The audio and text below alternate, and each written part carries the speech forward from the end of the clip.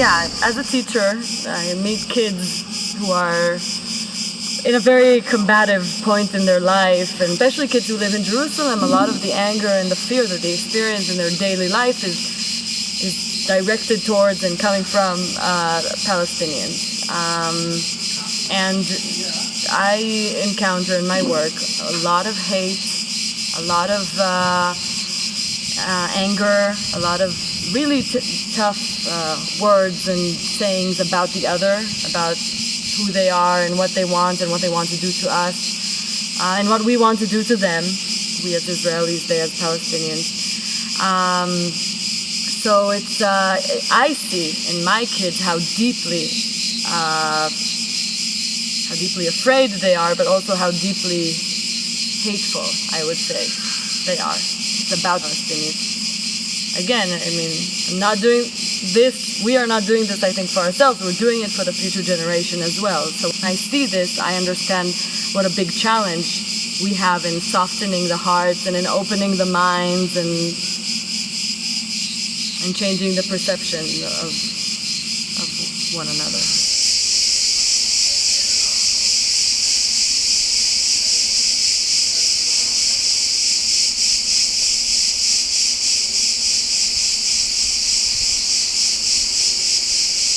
Okay, we cannot, as Palestinian, we cannot forget. We cannot the history and everything, but we can deal and live with our memory, with our memorial, and the Israelis must do that also. Right now, at this point, at a certain with the present government, we actually see that things or that peace is getting further away, and this, yes, from that point of view, it affects me, and I think it's one of the reasons for me for being here, because it's just too much to take to see how really at the present time the right wing in Israel is really having its way bit by bit. And I think it's an absurd that all this discussion is going on in Israel, and like the Palestinians and the Palestinian voice is absolutely excluded from this discussion. So it's a pity those things don't happen more, and the Israelis and also Palestinians don't want more of them should want to participate in this kind of dialogues or trialogues.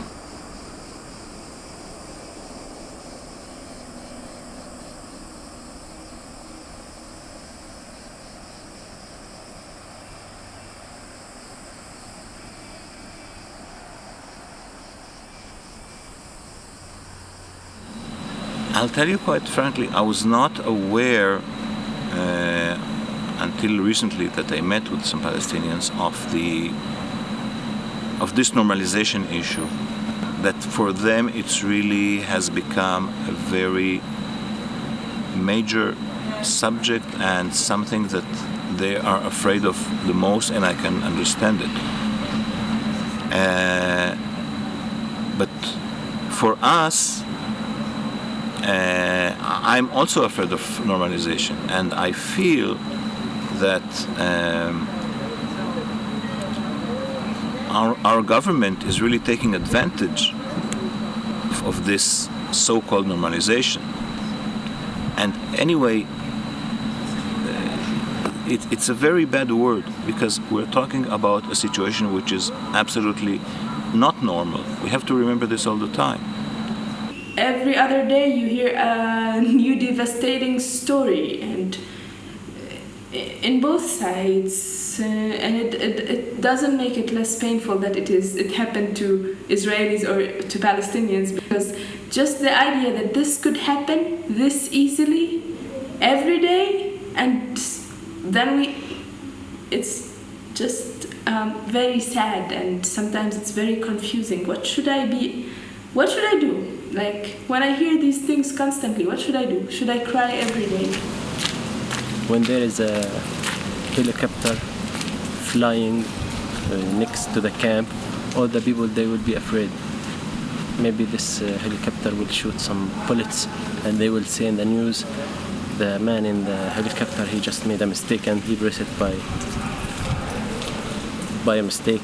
This morning, that the incident of the burning at the village next to Nablus, where a house was burnt and one baby was killed and the other members of his family were injured. So it's a good example, because these things happen all the time and they're part of our daily lives. And surely you can't feel very safe and secure when things like this happen. A very simple family, two children and two parents. They were in their home. Maybe they're eating, they're playing, they're sleeping, whatever. Just some settlers, they came to them and they throw bombs or Molotovs, I don't know. They burned the house in a way, and they killed the children, and they burned the other three family people. How I can be safe and I'm sleeping? I don't know who's going to come and throw something and kill me.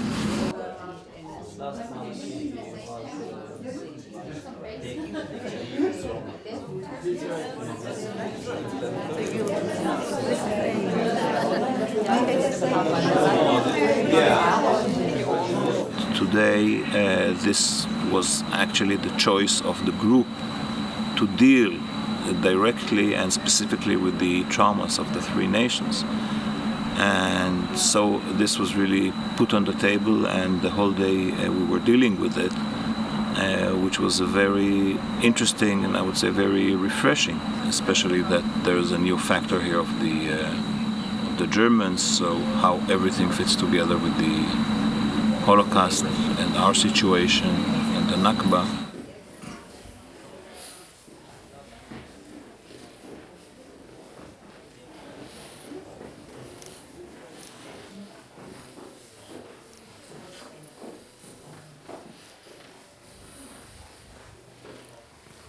Even here, there was not a confrontation. There was a lot of learning process and understanding and listening, which is great, actually.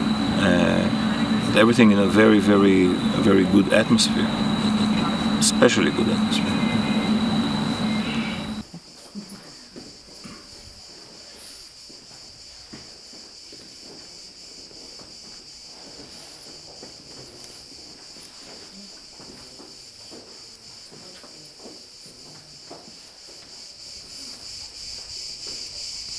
Yeah, I think I'm able to admit here more of the fears that I have,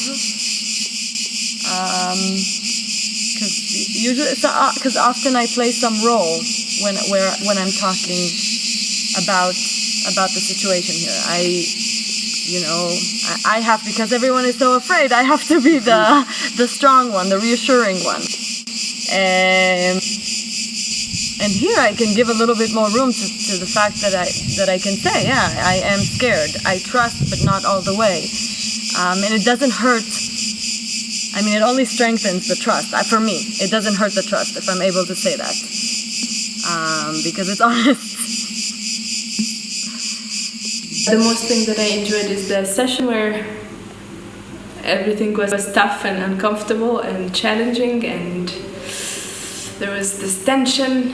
I like these moments. This is what opens my excitement, my interest grows much more, my curiosity to know how does people deal with themselves and with the situation outside when they are in these moments of uncomfortableness. Because I myself was so uncomfortable, and there was this energy, and I also witnessed how it did to me, how it opened so many questions and feelings and emotions. And I think in these moments we learned so much if we don't avoid it and like just try to make everything gets better as soon as possible.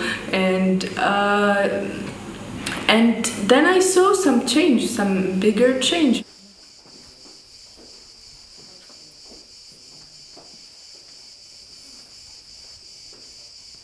And I wanted to do more seminars here or outside and to know the people more and how they say and talk about the Palestinian case.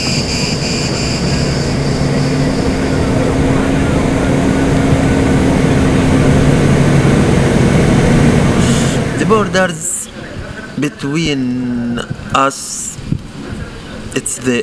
for me, it's the history, it's the narrative. It's not the ground, because it's the borders and the grounds.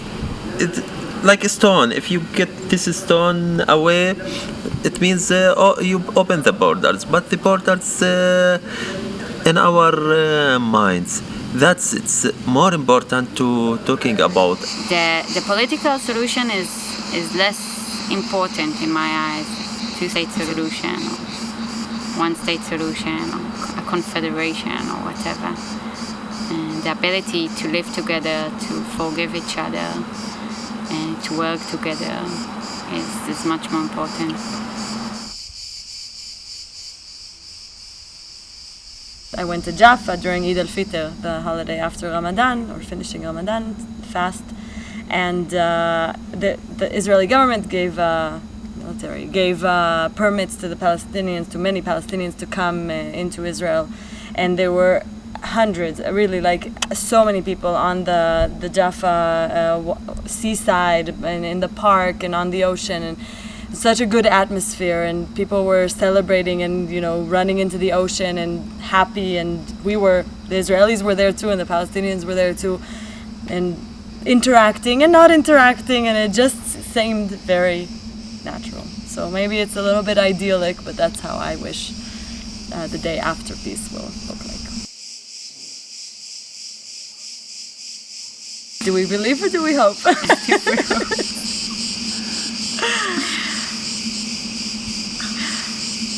I don't believe, unfortunately. I hope. And for now, what I can hope for is more moments like I had there in the ocean. I think we can't know what's gonna happen tomorrow. We can just try making it better.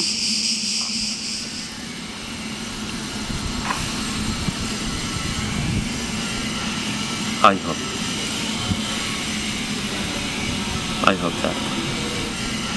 hope that. Really, I hope this day will come and coming soon.